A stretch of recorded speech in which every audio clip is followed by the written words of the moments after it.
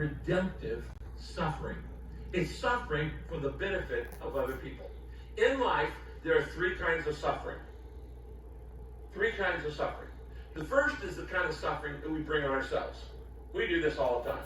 You know, eat the wrong food, you don't exercise, your body is going to suffer from it.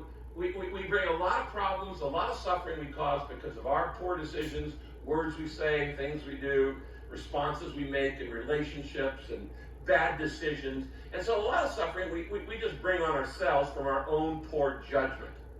That's one kind of suffering. God can even use that, though, to help other people. Second kind of suffering is innocent suffering. Through no fault of yours, you're hurt by somebody else. You may have been molested. You may have been raped. I'm sorry. You may have been abandoned. You may have been rejected. And many people, all of us, have suffered innocently at the hands of other people. You may have been scammed. You may have been ripped off. You may have been cheated on. Someone who's unfaithful to you. And we're all hurt by the sins of other people. And that's innocent suffering. God can use that, too, for good.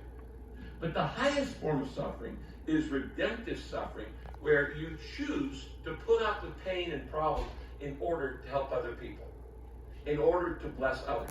When Jesus was hanging on the cross, he was doing redemptive suffering. He was redeeming the world. He was paying the redemption for your sins.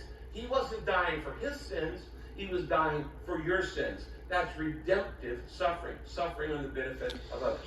Now, God can use all three for good, even the ones you bring on yourself. He can use it all for good if you'll give it to him and say, God, I want you to use my pain to bring benefit to others. He says, all of these sufferings are for your benefit. That's why I put up with all this. And he says, and the more of you who are won to Christ,